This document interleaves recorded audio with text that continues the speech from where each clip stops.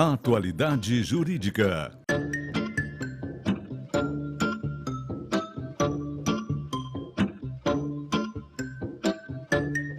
Com Odilon Garcia Júnior e Ivone Garcia.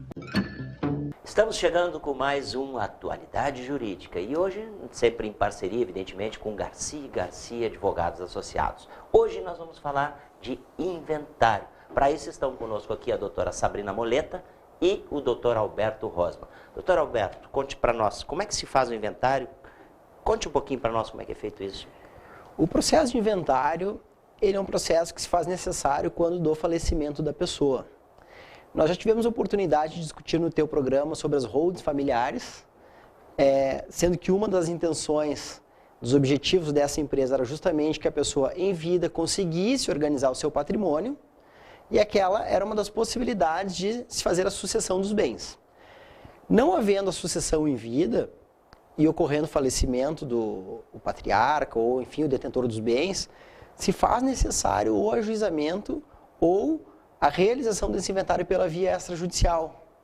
E isso se dá porque as pessoas têm que regularizar a situação da outra que faleceu. Claro. Isso é uma obrigação, porque muitas vezes a pessoa falece com bens que eles têm que ter um destino, com dívidas que eventualmente tenham que ser saldadas, ou mesmo com algumas outras obrigações que esse processo ajudará com que os herdeiros façam a devida regularização desta situação. Bom, para isso está conosco aqui então a doutora Sabrina Moleta, que vai nos explicar um pouquinho mais sobre esse tema inventário. Doutora Sabrina, como é que se faz um inventário? O inventário ele pode ser proposto extrajudicial ou judicialmente. Os herdeiros eles têm que ser maiores e capazes, o autor da herança não pode possuir dívidas perante a Receita e os imóveis que porventura vierem a ser partilhados não podem estar com dívida tributária. Nesse caso, o inventário pode ser proposto em cartório, o que se obtém uma maior celeridade no processo. Caso não haja concordância na partilha dos bens, interesse de menor relacionado ou testamento, há que se optar pela via judicial. Doutora Sabrina, tem famílias que têm dificuldades para fazer esse tal de inventário, né? Quanto custa? Custa muito caro para fazer? Bom, agora, se qualquer processo de inventário, ele se faz necessário o pagamento de imposto sobre os bens, que hoje perfaz a quantia de 4% sobre o valor. Mas, claro, custas cartorárias ou custas judiciais, dependendo da via que for escolhida pela parte. Existe um prazo para se fazer o tal inventário? O inventário ele deve ser proposto 60 dias após a abertura da sucessão, sob pena de multa, que geralmente é arbitrada em percentuais sobre os bens. A certidão do cartório serve para registrar imóveis e retomada de utilização de nomes de solteiro, é isso? Sim, a escritura pública ela não depende de homologação judicial, o que torna ela um título hábil para registro civil e para registro de imóveis. Bom, lembrando você que está nos assistindo que a gente sempre tem uma belíssima parceria com o Garcia Garcia Advogados Associados. Doutor Alberto, a gente tem falado em diversos temas aqui e sabemos que vocês são evidentemente especializados em todos esses temas. Por isso a gente leva para o nosso telespectador. Fale um pouquinho sobre este tema, inventário. Perfeito. Desde os primeiros programas nós vimos discutindo sobre direito preventivo. A intenção é essa, é buscar com que as pessoas consigam resolver todos os seus problemas antes de chegar numa demanda judicial. O inventário ele não deixa de ser um processo, muito embora ele possa ser realizado pela via extrajudicial, em cartórios, sem a presença do judiciário diretamente. Contudo, as pessoas elas têm que buscar, mesmo com a dor da perda, mesmo com aquela situação difícil que a família enfrenta, ela tem que buscar essa regularização. Até porque, como vimos, tem a possibilidade de uma multa, ou mesmo eventualmente uma falta de representação em outras situações, ou existir um bem que acaba ficando sem o dono, sem a devida regularização. E por isso é muito importante que a pessoa observe essa regra e realize esse inventário. Doutora Sabrina, a gente sabe que existe uma burocracia bárbara para fazer isso, né? E exige uma série de documentos para se comprovar, né? Que documentos seriam esses? São necessários a certidão de óbito, a RG e CPF, tanto do autor da herança como dos herdeiros. Se os herdeiros forem casados, é necessária a certidão de casamento, certidão de propriedade dos bens que constarem, certidão de negativa de testamento e a certidão negativa do CPF do autor da herança. Salientando apenas que as certidões de nascimento e de casamento, elas têm validade de 60 dias. 60 dias, 2 meses? Dias. É mesmo? Opa! Bom, lembrando você que está nos assistindo aí, que a nossa parceria com Garcia e Garcia Advogados Associados é para tirar todas essas dúvidas que por hora poderão ocorrer, né, doutor? Exatamente. E para isso está aí o Garcia e Garcia com o telefone 21015151, para que você não fique com nenhuma dúvida. O doutor Alberto está aqui para isso, a doutora Sabrina Moleto também, não é isso? Exatamente. Então tá. Esse foi então o nosso Atualidade Jurídica de hoje, falando de inventário. Agradecemos a sua presença, a sua audiência.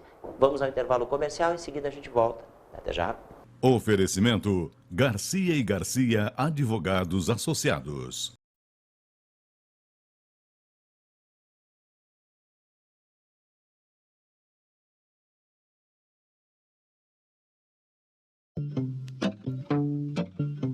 Atualidade Jurídica.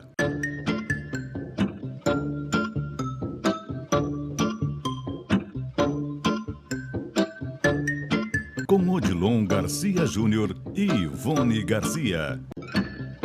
Estamos chegando com mais uma Atualidade Jurídica em parceria com Garcia e Garcia Advogados Associados. E hoje nós vamos falar de dano moral no direito previdenciário. Para isso estão conosco aqui a doutora Jane Silva e o doutor Alberto Rosman. Eu vou abrir, doutor Alberto, esse nosso quadro, lhe perguntando, pedir que o senhor explique um pouquinho mais o que é o dano moral no direito previdenciário. Agora, se por danos morais, nós entendemos aqueles prejuízos extrapatrimoniais que a pessoa sofre. Esse prejuízo, ele decorre de algum ato praticado. E como hoje nós estamos trabalhando dentro da área previdenciária, a gente fala em aposentadoria, em licenças, em alguns outros benefícios que decorrem da ação de um agente do Estado, ou seja, decorre da ação do agente do INSS. E esse agente também está sujeito a praticar algum dano ou algum ato ilícito e, por isso, fazer com que o segurado tenha direito a uma reparação pecuniária. E é justamente sobre isso que nós trataremos no programa de hoje. Bom, para isso está conosco aqui a doutora Jane Silva, né? Doutora, o que é o dano moral em relação aos benefícios previdenciários? Bom, o dano moral em relação aos benefícios previdenciários, como falou o doutor Alberto, são aquelas lesões de caráter não patrimonial que são causadas ao interior do indivíduo. No caso dos segurados do INSS. Então, aquelas atitudes do servidor do INSS em relação aos segurados do INSS. O dano moral dentro do direito previdenciário é um assunto novo, que pouco a pouco ele vem sendo reconhecido perante a justiça, mas que é importante os advogados buscarem para a gente formar o convencimento dos nossos julgadores de que é um tema importante e que ele necessita, sim, ser reparado. E quais situações que podem ensejar a indenização por dano moral? Os benefícios previdenciários, eles são analisados através do processo administrativo. Então, esses atos ilícitos, eles vão ocorrer dentro do processo administrativo. Uma das hipóteses seria naqueles atos, naquela série de atos que vão verificar a possibilidade ou não de se conceder um benefício. Então, por exemplo, o INSS pode simplesmente, imotivadamente, não conceder um benefício de auxílio-doença, por exemplo, que estaria configurado esse tipo de vício. Doutora Jane, nesses casos, como se comprova esse dano moral? Bom, a gente precisa comprovar o nexo de causa e efeito entre o ato ilícito praticado pelo servidor do INSS e aquele dano sofrido pelo segurado ou pelo dependente do INSS. Tanto a doutrina quanto a jurisprudência se tem entendido que a gente não precisa provar efetivamente o prejuízo. Basta provar que houve um direito violado e que houve também um ato ilícito por parte do servidor do INSS. Doutor Alberto, lembrando sempre o nosso telespectador que nós podemos interagir, eles podem interagir conosco, né, com vocês principalmente, se tiverem alguma dúvida, né, pelo telefone 21015151, aqui no Garcia e Garcia Advogados Associados, não é isso? Exatamente. Esses assuntos sempre geram muita polêmica, Porque as pessoas, quando elas buscam esses benefícios, elas acabam ficando sujeitas a essas análises, e dessas análises é que pode gerar o dano, e esse dano é justamente o que nós estamos discutindo aqui, com a possibilidade de uma reparação. Doutor Alberto, existe um responsável. Esse responsável seria a União? Exatamente. O INSS ele é uma autarquia do governo federal. Por outro lado, a Constituição Federal ela é explícita ao impor responsabilidade objetiva dos seus agentes. Consequentemente, e somado à previsão do nosso Código Civil, que dispõe que o excesso, que o abuso na prática desses atos pode gerar um dever indenizatório, a gente faz a vinculação com a responsabilização direta da União por esses danos causados. Olha só que beleza. Doutora Jane, como funciona a ação para buscar esta reparação do dano moral? As ações para buscar reparação desse tipo de dano, elas podem ser ingressadas isoladamente, só buscando a reparação, ou elas podem ser cumuladas com a concessão do benefício ou o restabelecimento do benefício. Lembrando sempre que o prazo para ingressar com essa ação são de 5 anos após a ciência do segurado ou dos seus dependentes do ato ilícito por parte do segurado. E a quantificação do valor da reparação do dano, ela vai ficar a cargo do magistrado.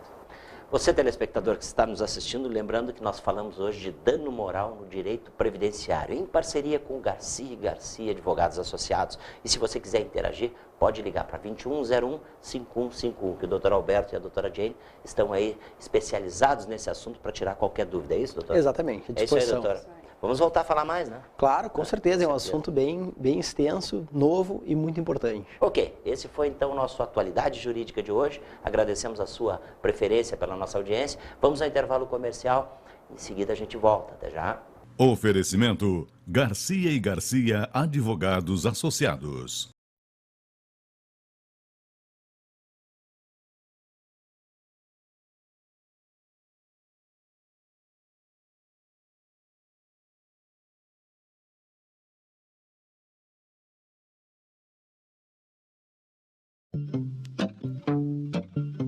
Atualidade Jurídica.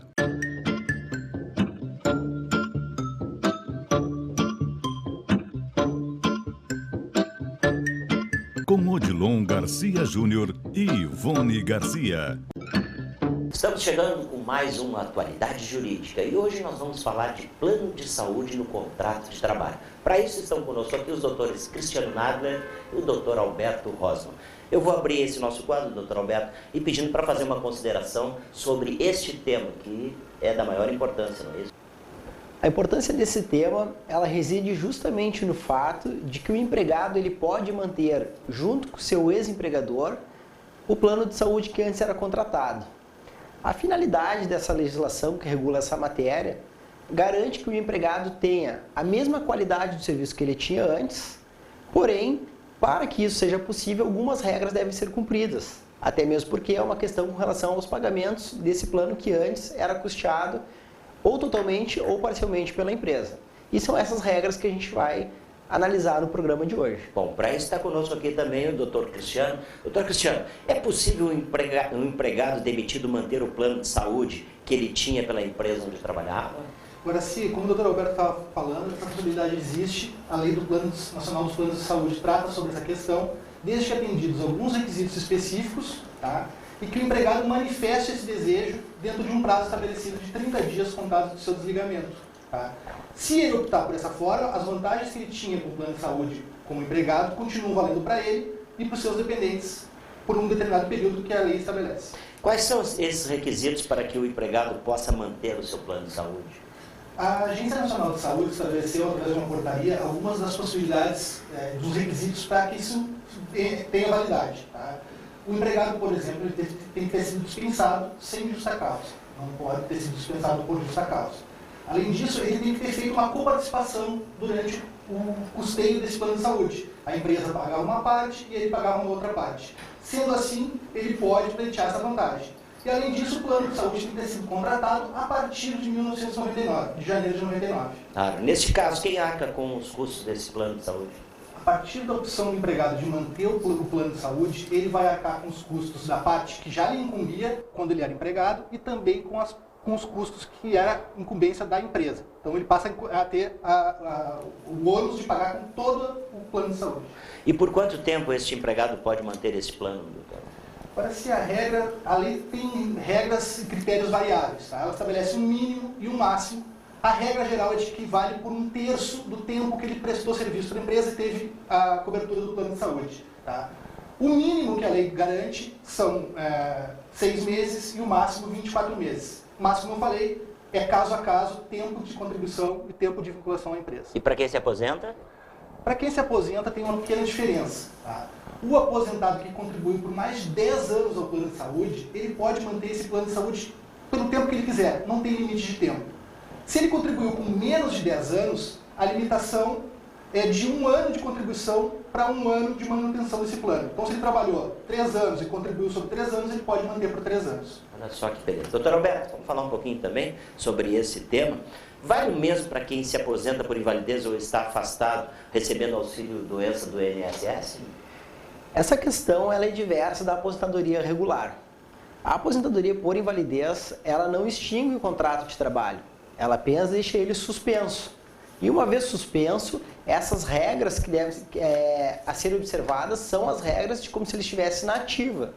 Ou seja, essa legislação para o empregado que esteja nessas condições, ou seja, aposentado por invalidez, ele tem que ter os direitos como se estivesse na ativa. Ou seja, não vamos precisar entrar na exceção legal para estender esse direito a ele.